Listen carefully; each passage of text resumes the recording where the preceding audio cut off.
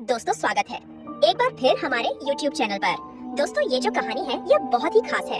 ये कहानी है त्रिया चरित्र की। जो भी मनुष्य इस कहानी को पूरा सुनता है वह कभी भी अपने जीवन में धोखा नहीं खाएगा। इस कहानी को सुनने के बाद आप अपने जीवन में बहुत बदलाव ला सकते हैं। इस संसार में ऐसी औरतें भी हैं जो सुंदर और सुशील औरतों को भी बदनाम कर देती है। हो सके तो कहानी को पूरा सुनिएगा और आप कहानी को पूरा सुनेंगे तो आपको कहानी का मतलब समझ में आएगा। इससे पहले कि आप इस कहानी में खो जाएं, चैनल को सब्सक्राइब करना ना भूलें। चलिए कहानी शुरू करते हैं। बहुत समय पहले की बात है। किसी राज्य में एक राजा रहा करता था। वह राजा बहुत ही धर्मात्मा राजा था। उसकी राज्य की चर्चाएं बहुत दूर दूर तक फैली हुई थी। उस एक राजा का पुत्र था जिसकी उम्र कुछ ज्यादा नहीं थी, 12 या 13 वर्ष होगी। वह राजकुमार बड़ा ही सुंदर था। राजा उसकी शादी कर देता है। जब राजा ने उसकी शादी की तो राजकुमार मात्र 14 वर्ष का था। तभी उसकी शादी कर दी। राजा अब बूढ़ा हो चुका था। एक दिन राजा ने सोचा कि अपने राजकुमार को अब राजा बना देते हैं, क्योंकि उस राजकुमार ने कई शादियां की थी और पहले के राजाओं में यही नियम था कि राजा जितनी चाहे उतनी शादी कर सकता था। वह राजा अपने पुत्र को राजा बना देता है। उसकी शादी हो चुकी थी और एक नहीं, राजकुमार की 7 शादी हो चुकी थी। वह राजकुमार जो कि राजा बना था अपनी पढ़ाई लिखाई फिर भी कर रहा था। वह रोज गुरुकुल पढ़ने के लिए जाया करता था कि एक दिन की बात है, जब वह राजकुमार पढ़ने के लिए विद्यालय जा रहा था तो रास्ते में उसे एक पनिहारी मिली। वह पनिहारिन भी बहुत सुंदर थी। उस पनिहारिन ने राजकुमार से पूछा कि हे राजा, आप रोज कहाँ जाते हैं? राजकुमार कहता है कि मैं रोज पढ़ने के लिए, विद्या ग्रहण करने के लिए अपने गुरु के पास जाता हूँ। तो वो कहती है, ये तो अच्छी बात है, लेकिन ये बताइए आपने त्रिया चरित्र पढ़ा है? राजकुमार कहता है कि नहीं, मैंने यह कभी नहीं पढ़ा। फिर पनिहारिन कहती है कि आप त्रिया चरित्र अवश्य पढ़ो। राजकुमार कहता है कि यह त्रिया चरित्र क्या होता है? पनिहारिन ने कहा कि आप यह बात अपने गुरु से जाकर पूछना और त्रिया चरित्र अवश्य पढ़ना। राजकुमार कहता है कि मैं आज ही जाऊंगा और अपने गुरु से जाकर पूछ लूंगा कि आपने मुझे त्रिया चरित्र क्यों नहीं पढ़ाया। इतनी बात कहने के बाद वह राजकुमार वहाँ से चल देता है। वह पनिहारिन की बात सुनकर वह राजकुमार गुस्से में था। उसकी आंखें लाल थी। वह अपने गुरु के पास जाकर प्रणाम करता है। गुरुजी ने पूछा कि बेटा क्या हुआ, आज तुम क्रोध में दिखाई दे रहे हो और तुम्हारी आंखें लाल क्यों हैं? क्या बात है, मुझे बताओ। राजकुमार ने क्रोध में जवाब दिया कि गुरुदेव, आपने मुझे त्रिया चरित्र क्यों नहीं पढ़ाया? यह बात आपने क्यों छुपाई? त्रिया चरित्र के बारे में मुझे बताया क्यों नहीं? गुरु कहते हैं कि बेटा, तुम त्रिया चरित्र नहीं पढ़ पाओगे, क्योंकि त्रिया चरित्र पढ़ना खतरे से खाली नहीं होता है और जब तुम त्रिया चरित्र पढ़ोगे तो उसमें तुम्हारी जान भी जा सकती है। राजकुमार कहता है कि गुरुदेव, आप इसकी चिंता न करें, अपनी रक्षा हम स्वयं कर लेंगे, आप केवल मुझे त्रिया चरित्र पढ़ाइए। गुरुदेव कहते हैं कि ठीक है, अब तुमने हट कर ही ली तो वो उसे त्रिया चरित्र पढ़ाने लगते हैं। त्रिया चरित्र पढ़ते पढ़ते राजकुमार को 1 साल हो गए और जब 1 वर्ष हो गया तो गुरु ने कहा कि बेटा, अब तुम्हारी पढ़ाई पूरी हो चुकी है, अब तुम घर जा सकते हो और आराम से अपने राज्य को चला सकते हो। अब तुम्हें यहाँ आने की कोई आवश्यकता नहीं है। राजकुमार कहता है ठीक है गुरुदेव। राजकुमार जैसे ही जाने को होता है, गुरुदेव उसे रोक लेते हैं और कहते हैं, बेटा, मैं तुम्हें एक ऐसा गुटखा देता हूँ। ये गुटखा जब तुम अपने कानों में लगाओगे तो कोई भी तुम्हें पहचान नहीं पाएगा और तुम उसे पहचान लोगे। राजकुमार वह गुटखा अपने हाथों में ले लेता है और गुरु ने कहा, इस गुट को ले जाओ और रात के 12 बजे आज ही के रात में अपने महल से निकलकर के जंगल की तरफ जाना और पूर्व दिशा की ओर जाना, और जब तुम पूर्व दिशा की ओर जाओ तो यह गुटखा अपने काम में लगा लेना और वहीं पर खड़ा हो जाना। वह राजकुमार कहता है कि ठीक है, ऐसा ही करूंगा। राजकुमार आ जाता है। जब रात के 12 बज जाते हैं तो उस राजकुमार की 7 पत्नियां सो जाती है। आधी रात के समय वह राजकुमार अपने हाथों में गुटखा लेकर महल से जंगल की तरफ चल देता है। राजा जंगल में पूर्व दिशा की ओर जाता है और वहां जाकर अपने कानों में गुटखा लगा लेता है और वहीं पर खड़ा हो जाता है। तो उसने क्या देखा? उसने देखा कि वही पनिहारिन जो मुझे रास्ते में मिली थी, वही पनिहारिन एक थाली में खाना लेकर जंगल को जा रही है। वहाँ थोड़ी ही दूरी पर एक संत अपनी कुटिया में रहते थे। वह पनिहारिन संत के पास खाना लेकर जा रही थी। राजा ने देखा कि यह तो वही पनिहारिन है जिसने मुझसे कहा था कि त्रिया चरित्र की पढ़ाई पढ़ो, लेकिन पनिहारिन उस राजा को नहीं पहचान पाई क्योंकि राजा के कानों में घुटका लगा हुआ था। घुटका लगने की वजह से राजा किसी को भी पहचान सकता था। राजा ने अपने मन में सोचा कि चलो उसके पीछे चलते हैं कि यह आधी रात को भोजन लेकर संत कुटिया की तरफ क्यों जा रही है, इसका क्या कारण है। वह राजा भी उसके पीछे पीछे छुपता हुआ चल दिया। अब वह पनिहारिन उस कुटिया में उस साधु के वहाँ पहुँचती है। उस बाबा के पास जादू की पोटली थी। वह बाबा जादूगर था। राजा पीछे पीछे गया और वह छुप करके देख रहा था कि वह पनिहारिन और को बाबा क्या करेंगे। बाबा ने पनिहारिन से कहा, अरे पनिहारिन, पहले तो मुझे यह बता कि आज आने में इतनी देर कैसे लग गई। हाथ जोड़कर पनिहारिन कहने लगी कि महात्मा जी, मेरा विवाह हो चुका है और मेरे पति मुझे ले जाने के लिए आए हैं। हमें लेकर कल चले जाएंगे, इसीलिए हमें उन्हें सुलझाने में थोड़ी देर लग गई और यहाँ आने में भी देर हो गई। जब यह बात साधु ने सुनी कि इसका विवाह हो चुका है और इसका पति इसे लेने आया है, तो बाबा कहता है कि पनिहारिन, इसका मतलब है कि तुम अपने पति के साथ जाना चाहती हो, तो हमारे पास क्यों आई हो? पनिहारिन कहती है कि मैं आपके बिना नहीं रह सकती हूँ, मैं आपके बिना नहीं जी सकती हूँ। तो बाबा कहता है कि हे पनिहारिन, इसके लिए तुम्हें एक काम करना होगा। साधु एक बड़ा सा चाकू निकालता है और पनिहारिन से कहता है कि हे पनिहारिन, जाओ अपने पति के गर्दन काटकर यहाँ लेकर आ जाओ। अपने उस पति को मार दो जो हमारे और तुम्हारे बीच में दरार बन रहा है। तब मैं तुम्हें रख लूंगा, तुमसे विवाह करूंगा, तुम्हें अपनी पत्नी बनाऊंगा। बिना कुछ सोचे समझे वो चाकू को ले लेती है और दौड़ते हुए अपने घर जाती है और उसका पति सो रहा था। वहाँ जाकर अपने पति की गर्दन काट देती है और उसकी गर्दन को लेकर साधु के पास आती है और जो राजकुमार थे उसके पीछे पीछे उसका सारा कारनामा देख रहे थे। जब साधु ने देखा कि अपने पति को मार करके उसकी गर्दन यहाँ लेकर आए हैं, साधु को बहुत गुस्सा आया और उसने उसे लात मारी और कहाँ भाग जाओ यहाँ से, जब तू अपने पति की नहीं हो सकी, जिसके साथ तूने 7 फेरे लिए, तो तू मेरी क्या होगी? जल्दी भाग जाओ यहाँ से, अगर तुम मेरे पास दोबारा आई तो मैं तुझे जीवित नहीं छोड़ूंगा। साधु की यह बात सुनकर उस पनिहारिन को ऐसा लगा जैसे उसके पैरों तले जमीन खिसक गई हो। फिर भी अपने पति की कटी हुई गर्दन घर लेकर के आई और उसकी गर्दन जोड़ देती है और वहीं बैठ जाती है। और इधर जैसे ही सवेरा हुआ, अपने पति के पास बैठकर रोने लगती है और चिल्लाने लगती है। कहती है, देखो देखो, किसी ने मेरे पति की हत्या कर दी। रात में उस पनिहारिन का सारा कारनामा राजकुमार देख चुका था। इधर सारे गांव वाले कुछ पनिहारिन के घर चले जाते हैं और उसके पति की लाश को लेकर गांव के बाहर जाते हैं उसका दाह संस्कार करने के लिए। और वह पनिहारिन भी पीछे से भागती हुई रोती हुई चली जा रही थी और उधर राजकुमार भी जा रहे थे जो कि अपने राज्य के राजा बन चुके थे। पनिहारिन भागती हुई चिल्लाती हुई पहुंची और कहने लगी, मैं तो सती बनूंगी, क्योंकि अगर जब मेरे पति ही नहीं रहे तो ऐसे जीवन का क्या फायदा? मैं इन्हीं के साथ सती हो जाऊंगी। राजा को उसकी बातें सुनकर हंसी आ जाती है और राजा कहता है, प्रिया चरित्र जाने ना कोई और खसम मार के सती होए। राजकुमार की यह बात और कोई तो नहीं समझ पाया, लेकिन वह पनिहारिन समझ जाती है। कहती है कि राजा साहब, आप हमारे ऊपर यह बात कह रहे हैं, लेकिन चलिए कोई बात नहीं, मैं सती हो जाऊंगी। पनिहारिन कहती है कि जाते जाते मैं तुम्हें एक बात बताती हूँ। राजकुमार कहता है, क्या बता?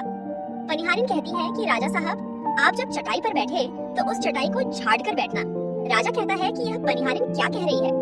मैं तो राजा हूँ, मुझे चटाई पर बैठने की क्या आवश्यकता है? पनिहारिन कहती है कि नहीं, जब भी तुम्हें कोई नौबत आई चटाई पर बैठने की तो तुम चटाई को झाड़ कर बैठना। राजकुमार कहता है कि चलो ठीक है, अगर तुम कह रही हो तुम्हें ऐसा ही करूंगा।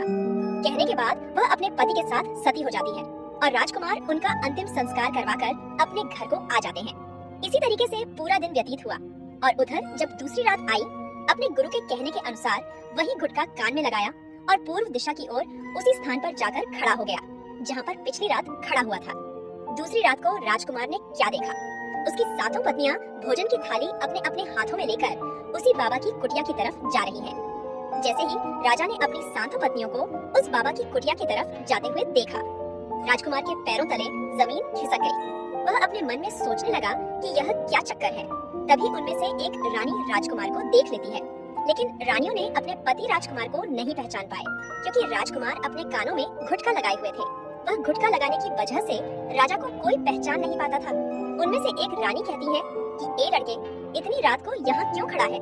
हमारी थाली लेकर के उस कुटिया तक पहुँचा बिना कुछ सोचे समझे।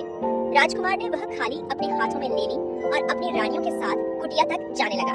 जब 7 रानियां राजकुमार के साथ उस बाबा की कुटिया में पहुंचती है, राजकुमार कुछ भी नहीं बोल रहा था, क्योंकि राजकुमार देखना चाहता था कि हमारे प्यार में ऐसी क्या कमी है जो हमारी 7 रानियों इस बाबा के पास आती है, और इस साधु के पास ऐसा क्या है जो हमारी 7 रानी अभी यहाँ आ रही है। वह राजकुमार छुप करके सब जानना चाहता था। इधर जब वह 7 रानियां राजकुमार को लेकर साधु के पास पहुंची, तो महात्मा राजकुमार को देखकर कहता है कि यह कौन है? तो 7 रानियां कहती हैं कि महात्मा जी, यह बालक हमें रास्ते में मिला, इसने हमारी सहायता की तो हम इसे अपने साथ लेकर आए। रानी कहती है कि एक काम करते हैं, इसे आज रात यहीं रहने देते हैं, कल सुबह होते ही यह चला जाएगा। वह साधु उनकी बातों को मान लेता है वह साधु अपने एक शिष्य को बुलाता है और उससे कहता है कि आज रात के लिए इस बालक की रुकने की व्यवस्था कर दो। वह शिष्य राजकुमार को लेकर एक कमरे में जाता है। उस कमरे में एक चटाई बिछी हुई थी। शिष्य कहता है कि देख भाई, आज तुझे चटाई पर सोना पड़ेगा। वह शिष्य राजकुमार को इतना कहकर वहाँ से चला जाता है। राजकुमार उस कमरे में अकेला पड़ जाता है। अपने मन में सोचता है कि आज तो नौबत आ ही गई, चटाई पर सोने की से राजा कहता है। चलिए कोई बात नहीं, आज की रात हम चटाई पर ही गुजार लेंगे। राजकुमार जैसे ही चटाई पर बैठने ही वाला था, उसे पनिहारीन की बात याद आ गई। वो सोचने लगा कि पनिहारीन ने मुझसे कहा था कि जब भी तुम्हें चटाई पर बैठने की नौबत आए, तुम चटाई को अवश्य झाड़ लेना। चलो आज पहले झाड़ ही लेते हैं, हो सकता है इसका कोई राज हो। जैसे ही राजा ने चटाई उठाई तो उसने क्या देखा? उसने देखा कि एक बहुत बड़ा भयानक कुआं है। जब उस कुएं को देखा तो राजा के होश उड़ गए। राजा उस कुएं के अंदर झांक कर देखता है। राजा को अंदर बहुत सारे कैदी दिखाई देते हैं, जिन्हें उस्तादों ने अंदर कैद करके रखा था। उन कैदियों में से एक आदमी ने राजकुमार को पहचान लिया। वह आदमी राजकुमार से कहता है कि राजकुमार, आप यहाँ कैसे आ गए? राजकुमार कहता है कि धीरे बोलो, नहीं तो सब पोल पट्टी खुल जाएगी। तब सभी कैदियों ने कहा कि राजा साहब, आप यहाँ से भाग जाइए। हम तो यहाँ से निकल नहीं पाए, लेकिन आप यहाँ से भाग जाएं। नहीं तो आपका भी यही हाल हो जाएगा जो कि हमारा हुआ है। आप भी यहाँ फंस जाएंगे। आपको भी पकड़कर ये साधु इसी में डाल देगा। आप जितना जल्दी हो सके यहाँ से भाग जाइए। राजा जब उस कमरे के अंदर गया था तो अपने कान में से घुटका निकाल लिया था, और जब राजा वहाँ से भागा तो अपने कान में घुटका लगाना भूल ही गया। राजा को भागते हुए उन रानियों ने और साधु ने देख लिया था। रानियों ने जब राजा को भागते हुए देखा तो रानियां कहती हैं, यह तो हमारे पति हैं। महात्मा से कहती हैं कि महात्मा जी, अब तो हमारी सारी पोल पट्टी खुल जाएगी। यह तो हमारे पति हैं और वह भागे जा रहे हैं। उन्होंने हमें यहाँ देख लिया है, अब हमारा क्या होगा? वह साधु कहता है कि तुम यहाँ क्या देख रही हो? जल्दी जाओ और अपने पति को पकड़कर लाना। तो रानियां राजकुमार को पकड़ने के लिए दौड़ी दौड़ी जाती है, लेकिन वह राजकुमार राजा जो था इतना तेज था कि वह अपने महल जा पहुंचा। घबराई रानियों के तो होश उड़ गए। फिर वापस उसी बाबा के पास आती है और बाबा से कहती है कि महाराज, अब तो हमारे पति हमें जीवित नहीं छोड़ेंगे। हम जैसे ही घर जाएंगे वहाँ हमारी जान ले लेंगे। महात्मा, आप हमें बचा लीजिए, इसका कोई उपाय कीजिए। तब जाकर वह साधु रानियों को एक जादुई कील देता है और कहता है कि जब तुम जाओ तो अपने पति को बहला फुसलाकर उसके माथे में यह घूंस देना। जादुई कील तुम्हारे पति को ढेर बना देगा और तुम साथ मिलकर उसे मार देना। बस कहानी खत्म हो जाएगी और तुम सातों रानियों बच जाओगी। सब रानियां तैयार हो जाती हैं। वह सातों रानियां साधु की बात मान लेती है और जादुई कील लेकर महल आती है। वह सातों रानियां आपस में विचार करती है कि राजा सबसे ज्यादा प्रेम सबसे छोटी वाली रानी को करते हैं, तो वह 6 रानियां मिलकर जादू वाला कील छोटी रानी को दे देती हैं और कहती हैं, ये लो तुम्हारा काम है, तुम किसी भी तरह राजकुमार के सर में यह कील गाड़ देना। छोटी वाली रानी कहती है ठीक है, और छोटी वाली रानी वह कील ले लेती है। जब राजा ने उन सातों रानियों को आते हुए देखा तो क्रोध में कहा कि पहले तुम यहीं रुको, पहले मुझे यह बताओ कि हमारे राज्य में और हम में ऐसी क्या कमी है कि तुम आधी रात को उस साधु के पास जाते हो? इसका क्या कारण है? पहले तुम मुझे बताओ। तो सातों रानियों हाथ जोड़कर कहती हैं कि महाराज हमें माफ कर दीजिए, हमें लगता है कि उस साधु बाबा ने हम पर कोई जादू टोना कर दिया था, इसीलिए हमसे ऐसी गलती हो गई। आइंदा ऐसी गलती हमसे कभी नहीं होगी। छोटी रानी की ऐसी बातें सुनकर राजा उनकी बातों को मान लेता है, क्योंकि वह राजा छोटी रानी से बहुत प्रेम करता था। वह राजा भी सोचने लगता है कि शायद उस बाबा ने ही इन पर कोई जादू टोना किया होगा। अपनी सातों पतियों को माफ कर देता है और कहता है ठीक है, तुम अपने कमरे में चली जाओ। सबसे छोटी रानी, जिससे राजकुमार बहुत प्रेम करता था, वह राजकुमार को खाना खिलाती है और राजकुमार को सुला देती है। जब वह राजा सो गया तो वहाँ 6 रानियां भी वहीं आ जाती है। सबसे छोटी रानी जो थी वह जादुई कील निकालती है और राजा के सर में तो देती है। छोटी रानी ने कील जैसे ही ठोकी, राजा पूरा तेजी से उठा, लेकिन इतने समय में वह ढेर बन चुका था। अब उस राजा में इतनी शक्ति नहीं थी कि उन रानियों से मुकाबला कर सके। वह सातों रानियां उस राजा को पकड़ने लगी। राजा फिर भी हिम्मत नहीं हारा।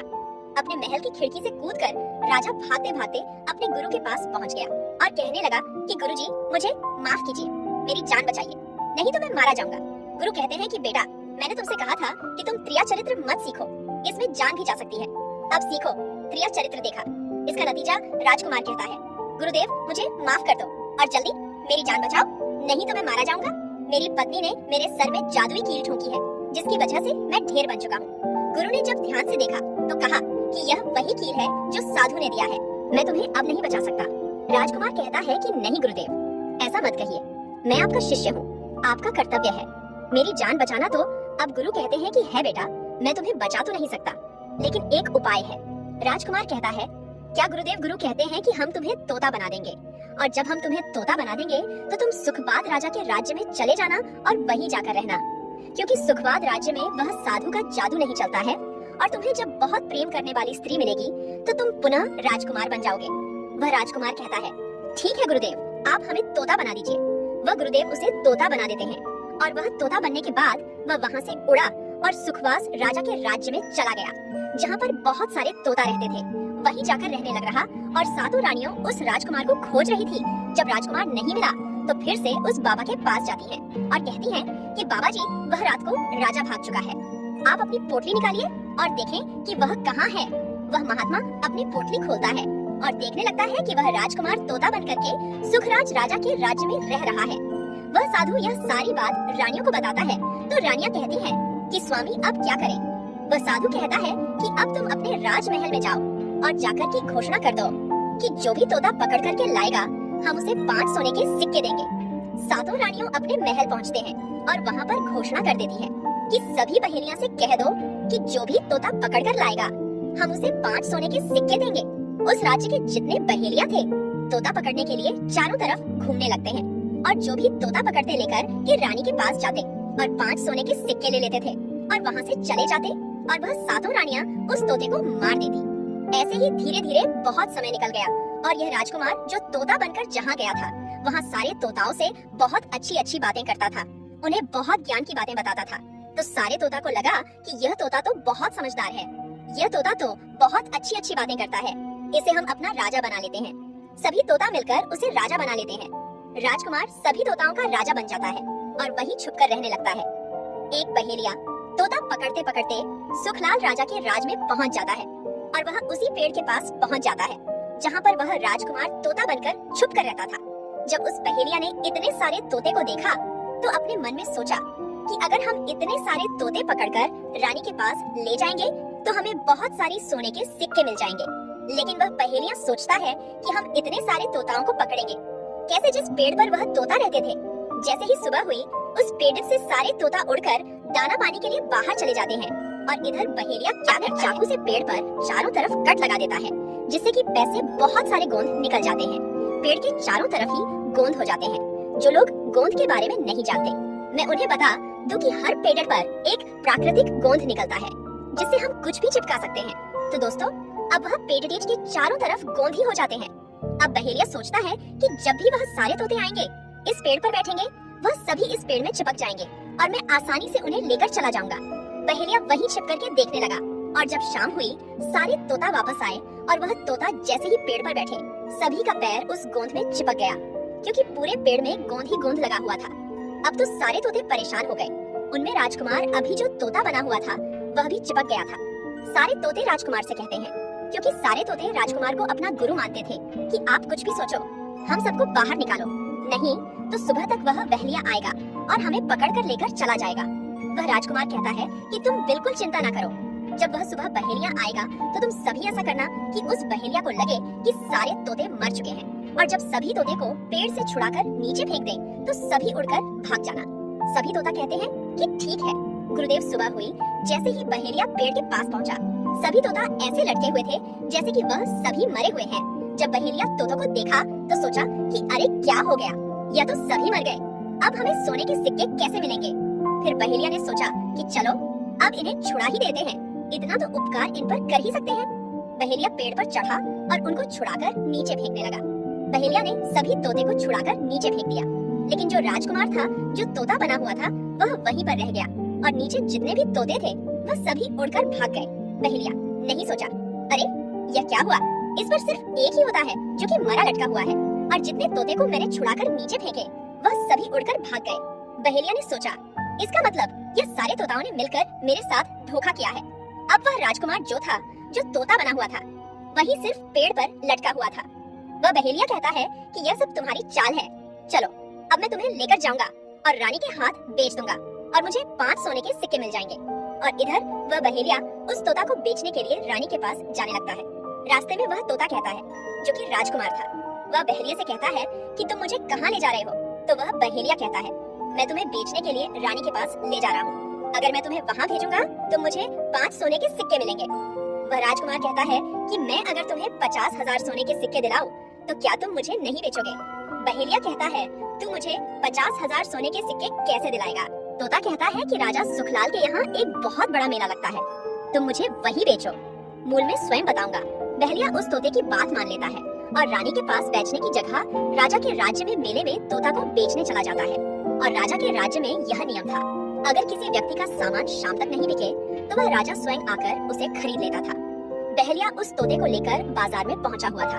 जब कोई व्यक्ति उस तोते को खरीदने आता तो वह पूछता कि यह कितने का है, तो वह बहेलिया कहता है कि तोता अपना दाम स्वयं बताएगा। तो वह तोता अपना दाम इतना बता देता कि कोई भी व्यक्ति उसे खरीद ही नहीं पाता। ऐसे ही करते करते शाम हो गई। अब शाम हो गई था, सभी अपने अपने दुकान लेकर चले गए। सभी का दुकान उजड़ गया था, बस एक बहेलिया और एक तोता ही रह गए थे। इधर राजा ने अपने सिपाहियों को आदेश दिया कर जाओ, देखकर आओ किसी का सामान तो नहीं रह गया है। जब राजा के सिपाही आए तो उन्होंने देखा कि एक बहेलिया तोता को लेकर बैठा हुआ है।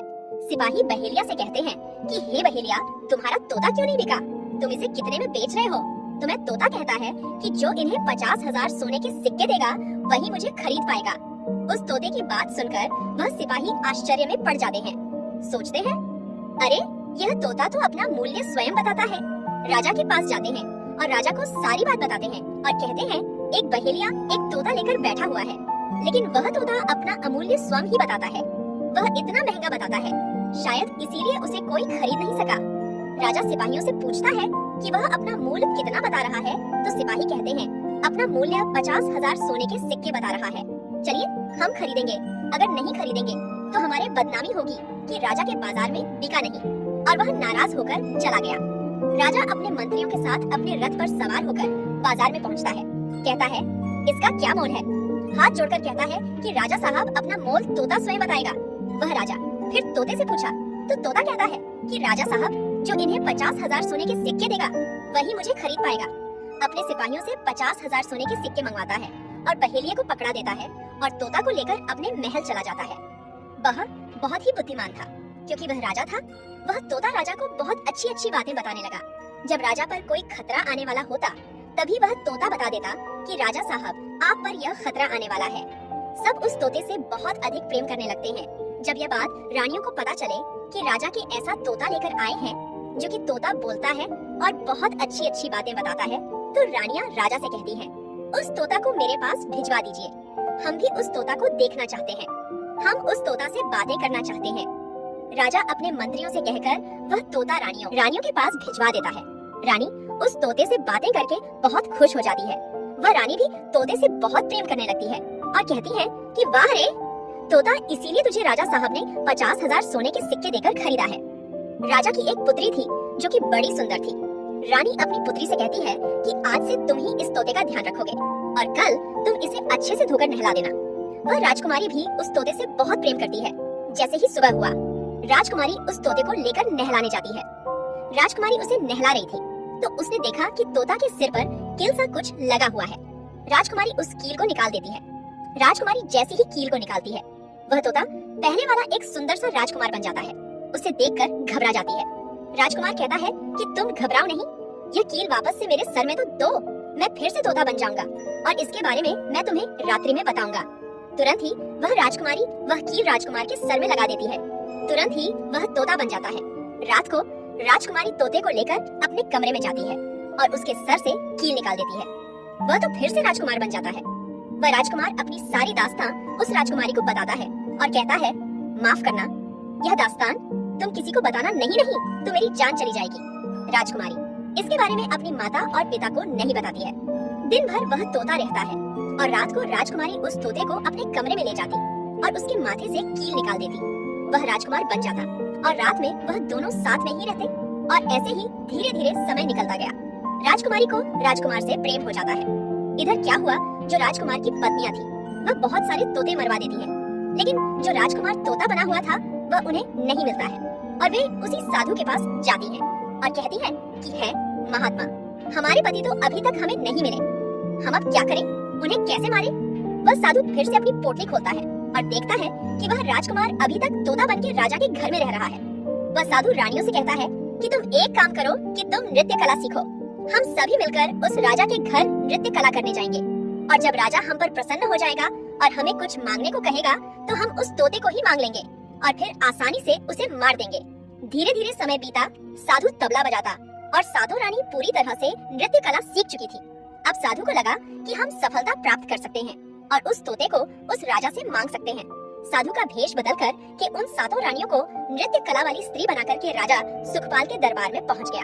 राजा उस साधु से पूछता है कि आप लोग कौन हैं, यहाँ क्यों आए हैं? साधु कहता है कि हम सब नृत्य कला वाले हैं, आपके महल में हम नृत्य कला दिखाना चाहते हैं। राजा सुखपाल को भी गाने बजाने का बहुत शौक था, वह मान जाते हैं। उधर वह साधु अपना गाना बजाना चालू करता है। जब उनकी गाने बजाने की आवाज तोता के कानों में पहुंची तो तोता समझ गया कि वह साधु हमारी सातों रानियों को लेकर भेष बदलकर यहाँ पर आ गया है। अब हमारी जान नहीं बचेगी। जब रात हुई तो राजकुमारी उस तोते को लेकर अपने कमरे में जाती है। उस तोते के सर से कील निकालती है और वह तोता राजकुमार बन जाता है। वह राजकुमार सारी बातें उस राजकुमारी को बताता है। कहता है कि देखो, जो यह गाने बजाने वाले आए हैं यह वही साधु है। यह गाने बजाने से राजा को खुश कर देगा और बदले में मुझे मांग लेगा और ले जाकर मुझे मार देगा। वह राजकुमार कहता है कि सुनो राजकुमारी, जब राजा आदेश दे कि तोता को लेकर आओ तो तुम मुझे मत देना। जब राजा खुद यही मुझे लेने आए तब भी तुम मुझे मत देना। कहना कि तोता को नहीं दूंगी और जब राजा ना माने, राजा तुमसे जिद करे और मुझे मांगे, तब तुम गुस्से में आकर के पिंजरे को फेंक देना। उसके बाद अपने बचने का रास्ता हम स्वयं ही ढूंढ लेंगे। राजकुमारी कहती है कि ठीक है। वहाँ पूरी रात गाना बजाना हुआ तो राजा प्रसन्न होकर उन्हें कहते हैं कि मांगो, क्या मांगना चाहते हो? वह साधु कहता है कि जो आपके पास तोता है जो आप कुछ दिनों पहले ही खरीदे हैं, वह तोता आप मुझे दे दो। राजा कहता है ठीक है। राजा अपने मंत्री को आदेश देता है कि जाओ उस तोते को लेकर आओ। मंत्री राजकुमारी के पास पहुंचता है और कहता है कि यह तोता मुझे दे दो। राजकुमारी कहती है नहीं, मैं तो नहीं दूंगी। मंत्री कहता है कि देखिए, आप जिद मत कीजिए। राजकुमारी कहती है कि तुम जाओ और मेरे पिताजी को यहाँ भेज दो, वह आकर इसे ले जाएंगे। मंत्री राजा को जाकर सारी बात बताता है। राजा स्वयं यही आता है। उस तोते को लेने के लिए वह राजा जाकर कहता है कि बेटे, यह तोता मुझे दे दो। यह नृत्य कला वाले को देना है जो रात भर यहाँ गाना बजाना किए हैं, यह उन्हें देना है। तो राजकुमारी कहती है कि पिताजी, यह तोता मैं नहीं दूंगी। क्रोध में आकर राजा कहने लगा कि बिटिया, कैसी बातें कर रही हो? इसे देने का मैंने वादा किया है। जब राजकुमारी ने राजा को क्रोध में देखा तो राजकुमारी को भी गुस्सा आ गया और राजकुमारी गुस्से में पिंजरे को जमीन पर फेंक देती है। वह पिंजरा जैसे ही जमीन पर गिरा वह टूट गया और तोता जो था वह सरसों का दाना बन गया। यह देखते ही साधु तुरंत कबूतर बन जाता है और उस दाने को चुगने के लिए झुकने लगता है। उसमें से जो एक दाना था बस वही राजकुमार था। एक नाली में जाकर गिरता है। जैसे ही वह दाना नाली में गिरता है, राजकुमार बाज बन जाता है और एकदम से कबूतर पर झपटता है और उसे मार देता है। इस तरह से उस साधु की मृत्यु हो जाती है। राजा यह सब देखकर आश्चर्यचकित हो जाता है। उस कबूतर को मारकर फिर से तोता बन जाता है और जो राजकुमारी थी उस तोते से कील निकाल देती है और वह फिर से पहले जैसा राजकुमार बन जाता है। वह राजकुमारी अपने पिता को सारी बात बता देती है। वह राजकुमार कहता है कि देखिए राजा साहब, मैं भी एक राजा हूँ और मैं आपकी बेटी से प्रेम करता हूँ और मैं उससे शादी करना चाहता। वह राजा अपनी पुत्री से पूछता है कि बेटी, क्या तुमसे शादी करना चाहती हो? राजकुमारी कहती है कि पिताजी, मैं इनसे प्रेम करती हूँ।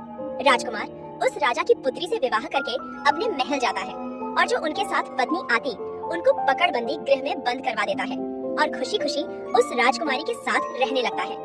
यही है क्रिया चरित्र की पढ़ाई, जिसे पढ़ने के बाद राजा को अपनी जान बचाने के लिए क्या क्या नहीं करना पड़ा। तो दोस्तों, आज की वीडियो कैसी लगी कमेंट करके जरूर बताएं। वीडियो पसंद आई हो तो लाइक करें और अपने दोस्तों को शेयर जरूर करें।